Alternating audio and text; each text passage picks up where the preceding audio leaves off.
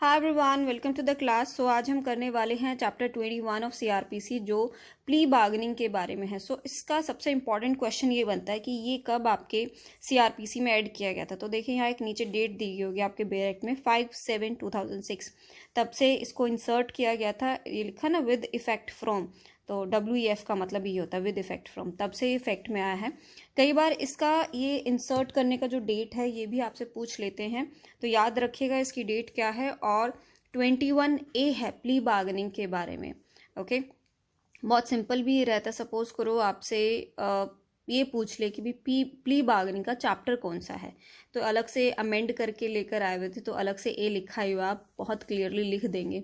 Okay, सो सबसे पहले समझिए प्ली बार्गेनिंग का मतलब क्या है। प्ली का मतलब होता है रिक्वेस्ट करना।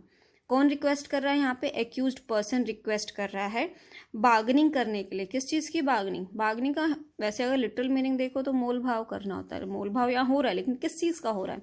यहाँ पनिशमेंट का मोल भाव हो रहा है कि उसको वो रिक्वेस्ट करता है कोर्ट से कि मुझे इतनी ज़्यादा पनिशमेंट ना देकर मुझे थोड़ी पनिशमेंट दे दी जाए। तो एक्यूज पर्सन पहले एप्लीकेशन लगाएगा कोर्ट के अंदर। कोर्ट जब उसे एक्सेप्ट करता है तो एक्यूज्ड जो है वो विक्टिम से बार्गेनिंग करता है, रिक्वेस्ट करता है कि मैं तुम्हें कुछ कंपनसेट कर दूंगा और तुम मेरी पनिशमेंट जो है कम करने के लिए मैं जो कोर्ट से रिक्वेस्ट करूंगा उसको एक्सेप्ट कर लेना। तो इसे बेसिकली कंपनसेटरी जस्टिस भी बोलते हैं। सो प्ली बार्गेनिंग का मतलब आई गेस समझ आ गया होगा। अब देखते हैं सेक्शन 265A क्या कहता है। Application of the chapter. तो इस चैप्टर की एप्लीकेशन क्या? प्ली बार्गेनिंग की एप्लीकेशन यहाँ लगाई जा रही है। इस पूरे चैप्टर में आप ये समझोगे कि किन किन ऑफेंसेस में आप प्ली बार्गेनिंग की एप्लीकेशन लगा सकते हैं, कहाँ आपको यूज़ करनी है प्ली बार्गेनिंग की ये एप्लीकेशन, क्या बेसिक क्राइटेरिया क्या रहता है, क्या प्रोसेस रहता है, वो सब है यहाँ पर। ओके, फर्स्ट देखिए, this chapter shall apply in respect of N accused against हुम। तो एक्यूज्ड पर्सन जो इस एप्लीकेशन को लगाएगा किसके अगेंस्ट लगाता है? अब ये देखिए, a the report has been forwarded by the officer in charge of the police station. तो पुलिस स्टेशन का जो ऑफिसर इन चार्ज होता है वो रिपोर्ट भेजता है अंडर सेक्शन 173। तो 173 का क्या? आपका चार्ज शीट जो है जब वो फॉरवर्ड करता है, alleging therein that an offence appears to have been committed by him other than an offence. तो 173 में जो चार्जशीट भेजता है उसके अंदर वो सारी डिटेल होती है ना कि उसने क्या क्या ऑफेंस, क्या क्या एलिगेशंस उस पर लगाई गई हैं। अब वो ऑफेंस कौन से नहीं होने चाहिए जिनमें आप ये प्ली बार्गेनिंग की एप्लीकेशन नहीं लगा सकते हो? Other than an offence for which the punishment of death. ऐसा कोई ऑफेंस नहीं होना चाहिए जिसकी पनिशमेंट डेथ हो, और ऑफ इम्प्रिजनमेंट फॉर लाइफ या फिर लाइफ इम्प्रिजनमेंट की पनिशमेंट हो, और of imprisonment for a term exceeding 7 years या फिर 7 साल से ज़्यादा की पनिशमेंट वाला ऑफेंस नहीं होना चाहिए। इट मीन 7 साल या उससे कम पनिशमेंट वाला अगर ऑफेंस होगा तो उसमें आप प्ली बार्गेनिंग की एप्लीकेशन लगा सकते हो। ठीक है, term exceeding 7 years has been provided under the law for the time being in force. Simple है। नेक्स्ट देखिए, a magistrate has taken cognizance of an offence on complaint. तो मजिस्ट्रेट जब कॉग्निजेंस संज्ञान ले लेगा ना उस कंप्लेंट के ऊपर, अब एक क्वेश्चन ये बनता है कि प्ली बार्गेनिंग की जो ये एप्लीकेशन है कब मूव की जाती है? हमेशा कॉग्निजेंस लेने के बाद ही, बट ट्रायल नहीं स्टार्ट होना चाहिए। ट्रायल अगर स्टार्ट हो गया तो फिर तो आपको रेगुलर प्रोसीडिंग चलेगी। ट्रायल स्टार्ट होने से पहले, just after taking the cognizance, cognizance लेने से पहले भी आप प्ली बार्गेनिंग की एप्लीकेशन नहीं लगा सकते हो, कॉग्निजेंस लेने के बाद ही लगेगी।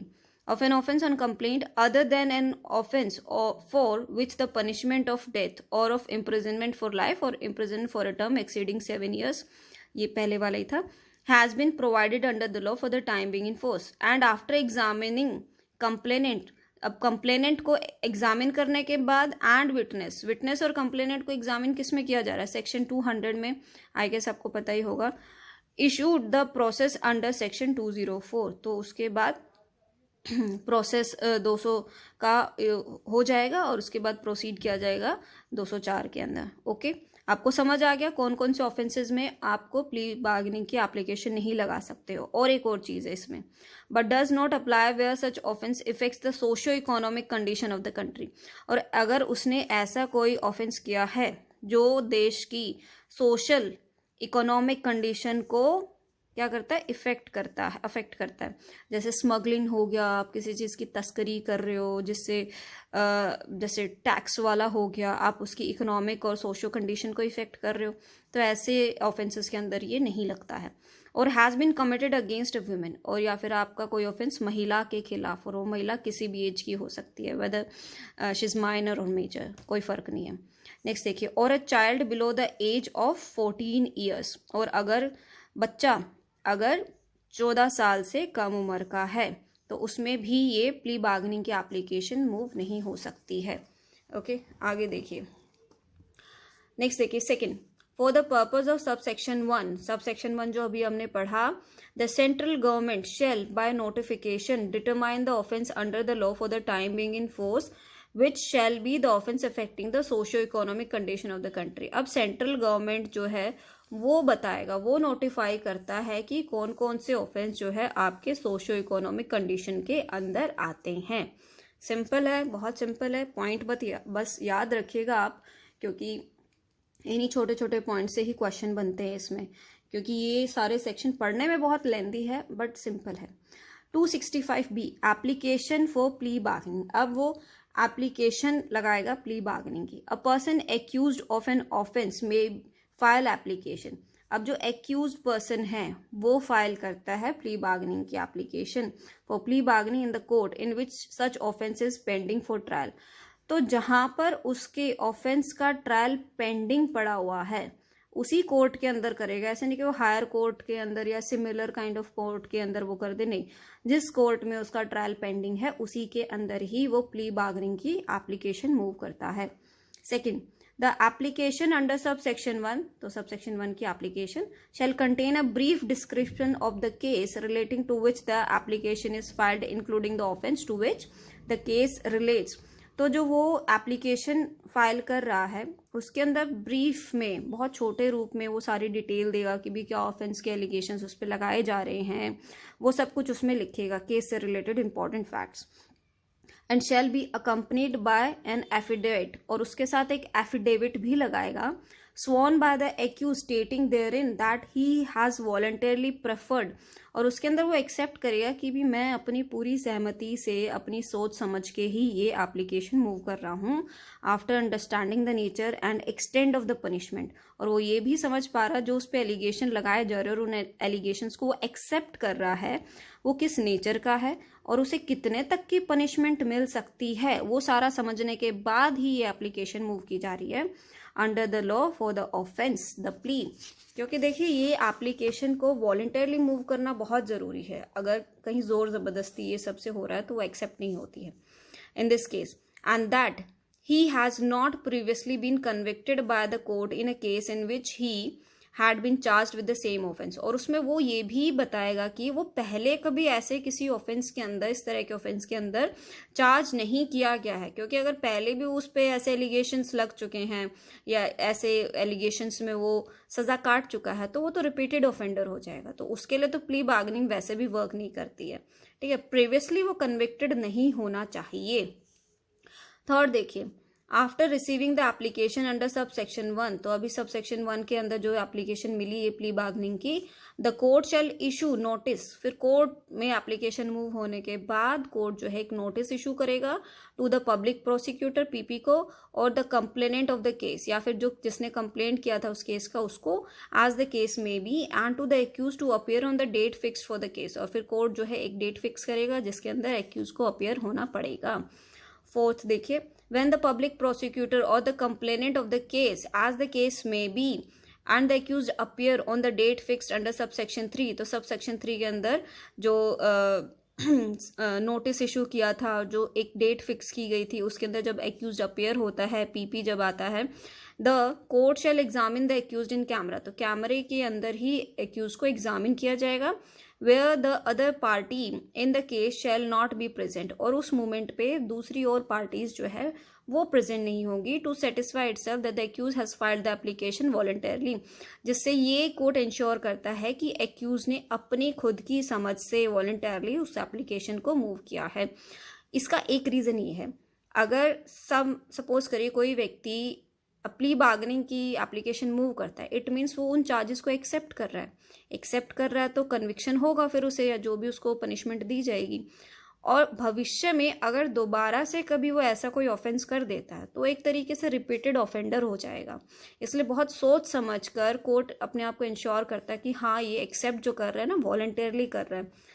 ऐसे नहीं है कि कहीं किसी के जोर ज़बरदस्ती में एक्सेप्ट कर ले और बाद में कभी भविष्य में दोबारा से ऐसी गलती हो जाए तो वो तो रिपीटेड ऑफेंडर हो जाएगा ना, फिर तो एनहेंसमेंट ऑफ पनिशमेंट होता है। आगे देखिए, and where the court is satisfied that the application has been filed by the accused voluntarily, और जहां कोर्ट सेटिस्फाई हो जाता है कि एक्यूज ने खुद की समझ से एप्लीकेशन लगाई है, it shall provide him it shall provide time to the public prosecutor or the complainant of the case, तो public prosecutor complainant को समय दिया जाएगा as the case may be, and the accused to work out a mutual satisfactory disposition। तो जहाँ वो application accept होती है तो एक्यूज पर्सन को समय दिया जाता है पीपी के साथ या फिर कंप्लेनेंट जो भी हो, कि दोनों आपसी सहमति से म्यूचुअल सेटिस्फैक्ट्री डिस्पोजिशन करे। मतलब कि एक्यूज कहे कि भाई तुम इतना एज ए कंपनसेशन में मुझसे पैसा ले लो और मेरी जो सज़ा है उसको थोड़ा कम कर दिया जाए, तो आपसी सहमति से टर्म्स एंड कंडीशंस वो डिसाइड कर ले जो लॉफुल रहेगा। ऑफ द केस विच में include giving to the victim by the accused the compensation, तो एक्यूज जो है विक्टिम को कंपनसेशन देगा, and other expenses during the case, and thereafter fix the date for further hearing of the case. जब दोनों parties ऐसी terms and conditions जो है फिक्स कर लेगी तो एक और हियरिंग रखी जाएगी उसके बाद। ओके, नेक्स्ट देखिए B part. The court finds that the application has been filed voluntarily by the accused or has been previously been convicted by the court in a case in which he had been charged with the same offence. It shall proceed further in accordance with the provision of this code from the stage such application has been filed under subsection 1। तो वही बात बोली गई है कि voluntary उसने किया है, और जहाँ पर कोर्ट को ये भी पता चल रहा है कि वो कभी प्रीवियसली कन्विक्टेड है तो उसके अकॉर्डिंगली सब सेक्शन के बाद से उसकी प्रोसीडिंग स्टार्ट कर दी जाएगी। सिंपल है। नेक्स्ट देखते हैं section 265C। Now section 265C देखिए, guideline for mutually satisfactory disposition. तो जो एक्यूज्ड और विक्टिम के बीच में जो ये एग्रीमेंट काइंड ऑफ हो रहा है सेटिस्फैक्ट्री, तो उसकी क्या गाइडलाइन रहती है कि किस तरह से बनाया जाएगा। In working out a mutually satisfactory disposition under clause a of subsection 4 of section 265B, जो भी हमने पढ़ा था, the court shall follow the following procedure. Court को ये प्रोसीजर फॉलो करना पड़ेगा। ओके, देखिए, in a case instituted on a public police report, police report पे जो आता है, the court shall issue notice to the public prosecutor, तो कोर्ट जो है पीपी को एक नोटिस इशू करेगा। The police officer who has investigated the case, जिस पुलिस ऑफिसर ने उस केस को इन्वेस्टिगेट किया है, the accused and the victim of the case to participate in the meeting to work out a satisfactory disposition of the case। तो वही है, simple है, दोनों तरफ की जो पार्टीज रहती हैं, पीपी हो गया, इन्वेस्टिगेशन ऑफिसर रह गया, एक्यूज्ड हो गया, एक्यूज का जो वकील है वो वहाँ पर आएंगे उस मीटिंग के अंदर। Provided that throughout such process of working out a satisfactory disposition of a case, it shall be the duty of the court to ensure that the entire process is completed voluntarily by the parties participating in the meeting। भाई कि कोई undue influence नहीं होना चाहिए, अपनी खुद की मर्जी से वो ये एग्रीमेंट प्रिपेयर करें, मीटिंग में आए। Provided further that the accused, if he so desire, may participate in such meeting with his pleader, तो अपने वकील को लेकर आ सकता है accused person if any engaged in the case, अगर केस में उसने कोई वकील रखा हुआ है तो। भी देखिए, in a case instituted otherwise than on a police report, तो पुलिस रिपोर्ट को छोड़ के क्या होता है, कंप्लेंट हो गया। The court shall issue notice to the accused, तो कोर्ट जो है एक्यूज को नोटिस इशू करेगा। And the victim of a case, मतलब कोर्ट में कोई कंप्लेंट आई है, कंप्लेंट के बाद कोर्ट जो है एक नोटिस इशू करेगा एक्यूज पर्सन को और विक्टिम को, to participate in the meeting to work out a satisfactory disposition of case, ताकि दोनों के बीच जो है मीडिएशन हो सके बेसिकली, और दोनों जो है इस मीटिंग में वर्कआउट कर सके कि भी किस तरह से कंपनसेट किया जाएगा, कितने पैसे लोगे और सज़ा कम होएगी। ठीक है, ये एक्यूज्ड जो है विक्टिम के साथ इस तरह का बार्गेनिंग करता है, यहाँ कोर्ट का इन्वॉल्वमेंट नहीं है अभी। Okay, provided that it shall be the duty of the court, court सिर्फ इंश्योर कर रहा है कि किसी पे किसी तरीके का प्रेशर ना हो। Okay, the court to ensure throughout such process of working out a satisfactory disposition of case that it is completed voluntarily by the parties participated in the meeting. वही बार बार रिपीट हो रही है कि भी voluntarily होना चाहिए, कोई undue influence, ये सब चीज़ें नहीं है. Provided further that if the victim of the case or the accused, as the case may be, so desire, he may participate in such meeting with his pleader engaged in the case. तो दोनों party चाहे तो अपने वकील को भी लेकर आ सकती है या खुद से भी सहमत होकर तैयार कर सकती है. नेक्स्ट 265D देखो, report of the mutually satisfactory disposition to be submitted before the court. अब दोनों एक्यूज्ड और विक्टिम दोनों ने तैयार कर लिया, अपने टर्म्स एंड कंडीशंस बना ली, कंपनसेशन का अमाउंट तय कर लिया, सब कुछ तैयार हो गया. फिर उस रिपोर्ट को कोर्ट के अंदर सबमिट किया जाए, क्योंकि जब तक कोर्ट उस पर साइन नहीं कर देती, अपना ठप्पा नहीं लगा देती ना, तब तक उसको बनाने का कोई फायदा नहीं रहेगा, इन्फोर्स नहीं हो पाएगा. Where in a meeting under section 265C, तो जो भी हमने पढ़ा उसकी मीटिंग में, a satisfactory disposition of a case has been worked out, दोनों के बीच में एग्रीमेंट हो गया. The court shall prepare a report of such disposition, तो कोर्ट जो उसकी एक रिपोर्ट तैयार करेगा, which shall be signed by the presiding officer of the court, तो कोर्ट का जो प्रिसाइडिंग ऑफिसर होता है उसको साइन करेगा. And all other person who participated in the meeting, और जितने भी लोग उस मीटिंग के अंदर इन्वॉल्व थे, जैसे एक्यूज हो गया, विक्टिम हो गया, उनके वकील हो गया, कोई ऑफिसर हो गया, उन सबको उसके ऊपर साइन करना पड़ेगा. And if no such disposition has been worked out, और अगर उन दोनों के बीच में कोई भी इस तरीके का तालमेल नहीं बैठा है, कुछ वर्कआउट नहीं हुआ है, कोई एग्रीमेंट नहीं हुआ इस तरीके से, the court shell record such observation and proceed further in the accordance, तो कोर्ट जो है सारे ऑब्जर्वेशन को लिखेगा और आगे बढ़ जाएगा with the provision of this code from the stage of the application. और कौन सी स्टेज से वो आगे प्रोसीड करेगा, अगर दोनों के बीच में कोई एग्रीमेंट प्रिपेयर नहीं हो रहा है, under sub section 1 of section 265B की स्टेज से फिर वो आगे प्रोसीड करेगा. सिंपल है. नेक्स्ट देखिए 265E, disposal of the case. अब केस को खत्म किया जा रहा है, डिस्पोज किया जा रहा है. Where a satisfactory disposition of a case has been worked out under section 265, work out हो गया है, आगे बात बन गई है 265D के अंदर.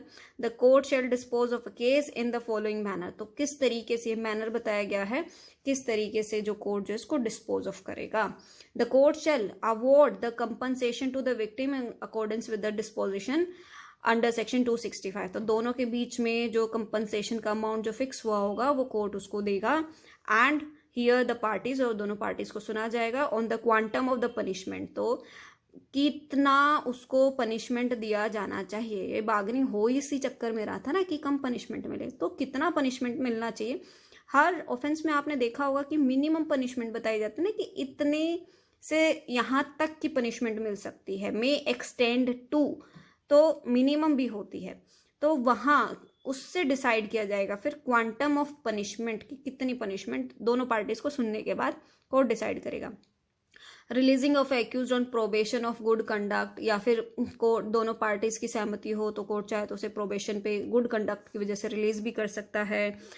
और आफ्टर एडमोनिशन अंडर सेक्शन 360 या 360 के अंदर जो एडमोनिशन मतलब होता है डांट फटकार देना, या फिर कोई और सिंपल सी पनिशमेंट दे देना, जैसे कह दिया कि भी जाओ तुम 100 पेड़ लगाओ, वृद्धाश्रम में सेवा करो, वॉटएवर जो भी कोर्ट जो ठीक लगे.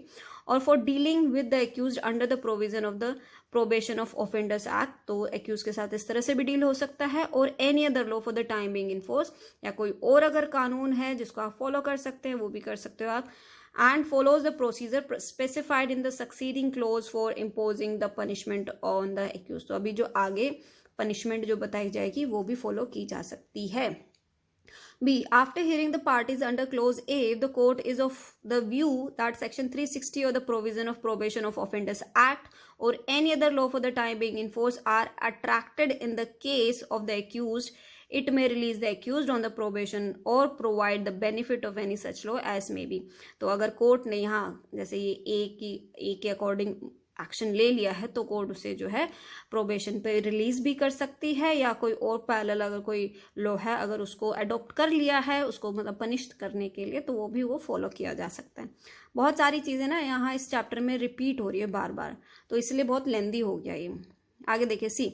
After hearing the parties under clause B, तो यहाँ क्लोज बी में पार्टीज को सुनने के बाद if the court finds that minimum punishment has been provided under the law, और कोर्ट को ऐसा लगता है कि इस ऑफेंस की ना कोई मिनिमम पनिशमेंट दी गई है कानून के अंदर for the offence committed by the accused, जो एक्यूज ने कमिट किया है, it may sentence the accused to half of such minimum punishment. तो उस मिनिमम का, ठीक है, हाफ, आधा वो उसको पनिशमेंट दे सकता है। डी देखिए, इन केस, अब ये पॉइंट बहुत इंपॉर्टेंट है क्योंकि क्वेश्चन पूछ लेते हैं कि जो एक्यूज्ड है उसको कितनी पनिशमेंट दी जा रही है। तो अगर मिनिमम सेंटेंस बताई गई है तो मिनिमम का हाफ दिया जा सकता है। डी देखो, in case after hearing the parties under clause B, तो क्लोज बी में पार्टीज को सुनने के बाद the court finds that the offence committed by the accused is not covered under B और क्लोज सी, तो पार्टीज को सुनने के बाद अगर बी और सी में कवर नहीं हो रहा है, मतलब आधी पनिशमेंट भी नहीं दी गई है, यहाँ प्रोबेशन पे भी अगर नहीं छोड़ा है, तो क्या होगा, देन इट में सेंटेंस द एक्यूज टू 1/4, तो एक्यूज को 1/4 किसका, ऑफ द पनिशमेंट प्रोवाइडेड और एक्सटेंडेबल। अगर कहीं पे मिनिमम पनिशमेंट नहीं बताई गई है ना, तो जितनी भी लिख दिया कि भी 3 साल तक की पनिशमेंट दे सकते हो, तो इसे सिर्फ एक एग्जाम्पल है, तो मिनिमम नहीं है तो उसका जो भी है 1/4 उसकी पनिशमेंट दे सकते हैं। तो मिनिमम का हाफ और जहां मिनिमम नहीं है उसका 1/4, simple as the case may be for such offence. आगे देखिए 265F, judgment of the court. अब कोर्ट का जजमेंट, पनिशमेंट हो गया, डिसाइड हो गया, अब जजमेंट है।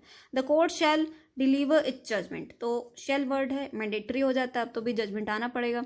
Judgement in terms of section 265E, तो ई में जो आपने अभी डिसाइड करी ना पनिशमेंट, उसके according in the open court and the same shall be signed by the presiding officer of the court, तो ओपन कोर्ट में होगा और उस जजमेंट को प्रिसाइडिंग ऑफिसर के द्वारा साइन किया जाएगा।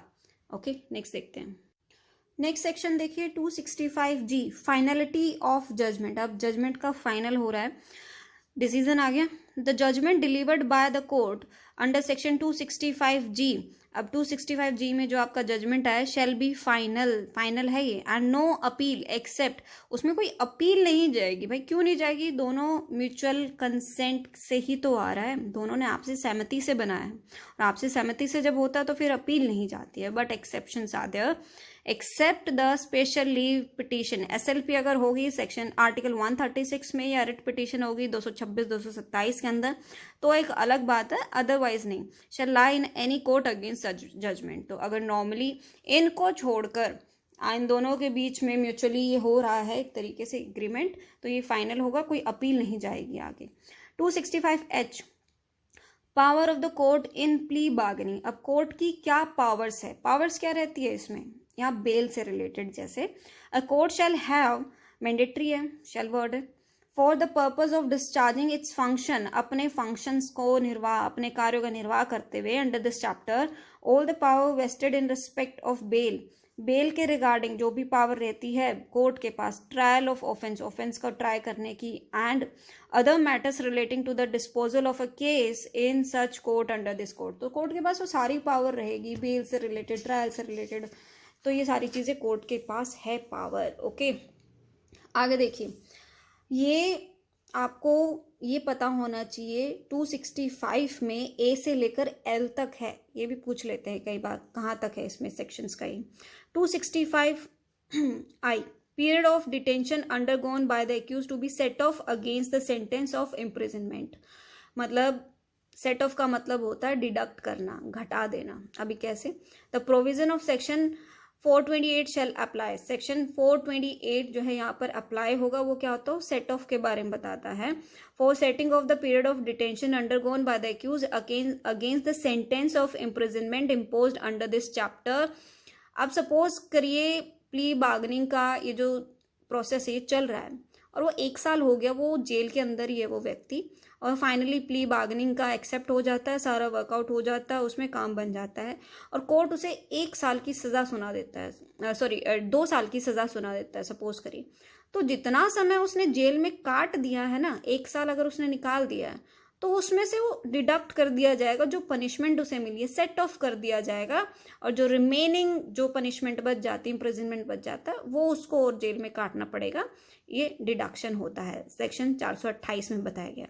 सिंपल है, in the same manner as they apply in respect of the imprisonment under other provision of this code, तो जैसे बाकी कोड के अंदर, प्रोविजंस के अंदर जो इस कोड में करते हैं उसी तरीके से यहाँ फॉलो किया जाएगा। Saving close, it's very important. Saving close बहुत इंपॉर्टेंट रहता है, कहीं पर भी ये लिखा हो ना उसको बड़ा ध्यान से पढ़ना। 265J, the provision of this chapter shall have effect. तो इस प्ली बार्गेनिंग के चैप्टर का इफेक्ट ज्यादा है। कैसे है? Not with standing. Not with standing का मतलब होता है जो भी पहले यहाँ लिखा हुआ है इस कानून के अंदर वो लिखा रहने दो, हमें मतलब नहीं है। लेकिन यहाँ जो मैं तुम्हें स्पेशल कानून बता रहा हूँ ना, इसके मतलब एज ए राइटर मैं आपको बोल रही हूँ, तो यहाँ इस चैप्टर के अंदर जो कानून बताया गया है ना वो तुम्हें फॉलो करना पड़ेगा। इट मीन्स प्ली बार्गेनिंग को तुम्हें फॉलो करना पड़ेगा, फिर चाहे आपके इस कानून में कुछ भी लिखा हो। Anything inconsistent therewith contained in any other provision of this code, nothing in such other provision shall be construed to constrain the meaning of any provision of this chapter। मतलब आपको प्ली बार्गेनिंग, आपको जो basic criteria है उसको follow up करने के बाद आपको प्ली बार्गेनिंग आप कर सकते हो। एक्सप्लेनेशन पढ़ लेना, इसमें कुछ भी नहीं है। 265K, it's also very important. Statement of accused not to be used, इससे क्वेश्चन आता है। के अंदर है ये। अब प्ली बार्गेनिंग जो होता है, प्ली जब वो करता है ना, इट मीन्स वो एक्सेप्ट कर रहा है उसने क्या ऑफेंस किया है। अगर वो एक्सेप्ट कर रहा है, सपोज करो वो एक्सेप्ट करता है, कोर्ट के अंदर एप्लीकेशन मूव करता है और तभी जो विक्टिम आता है वो चिल्ला चिल्ला के कहता है देखो भाई इसने एक्सेप्ट कर लिया, तो बार्गेनिंग तो हम नहीं कर रहे, तुम अब इसको इसके एक्सेप्टेंस, प्लीड गिल्टी के बेसिस पे इसको पनिश करो। ऐसा नहीं होता है। वो एक्सेप्टेंस जो यहाँ हो रहा है ना वो सिर्फ यहीं प्ली बार्गेनिंग में ही यूज हो सकता है, अदरवाइज कहीं पर भी एज ए एविडेंस या किसी भी चीज में वो यूज नहीं हो सकता है। अगर प्ली बार्गेनिंग की एप्लीकेशन वर्क करती है तो ठीक है, नहीं करती है तो वो इसका जो प्लीड गिल्टी वाला जो एक्सेप्टेंस है ना वो काम किसी काम का नहीं रहेगा। Notwithstanding anything, again important word, anything contained in any law for the time being in force, तो जो भी कानून में बताया गया है it doesn't matter. The statement और fact stated by an accused in an application for plea bargaining filed under section 265B, तो एप्लीकेशन के अंदर जो भी वो फैक्ट्स बताता है या जो भी वो एक्सेप्टेंस जो कर रहा है, shall not be used for any other purpose except for the purpose of this chapter. तो वो एक्सेप्टेंस वो जो मान रहा है कि उसने ऑफेंस किया तो इसी चैप्टर प्ली बार्गेनिंग में ही वर्क करेगा, आप कहीं और उसका इस्तेमाल नहीं कर सकते हो। 265L last time, non application of this chapter. अब ये चैप्टर प्ली बार्गेनिंग कहाँ वर्क नहीं करेगा? Nothing in this chapter shall apply to any juvenile or child as defined in clause K of section 2 of the Juvenile Justice Act। तो यहाँ आपके juvenile justice act पे ये चैप्टर वर्क नहीं करता है। ओके, तो ये सब था आपका चैप्टर 21A। किसी को कोई डाउट है, कोई क्वेश्चन है, पूछ लेना, मैं आपके लिए यहाँ पे कमेंट करके आपको आंसर करूँगी। या कोई और चैप्टर आप चाहते हो कि वो आपको पढ़ना है, एग्ज़ाम की तैयारी करनी है, तो आप वो भी कमेंट करके बताइएगा। सारे ही आपको वीडियोस मिलेंगी आगे इस चैनल पे। CRPC, IPC ऑलमोस्ट सारे हम लॉज कवर करेंगे। ऐसे आपको डायरेक्ट दिखा दिखा के मैं एक एक सेक्शन कवर करवा दूँगी। So thank you for watching, see you next time.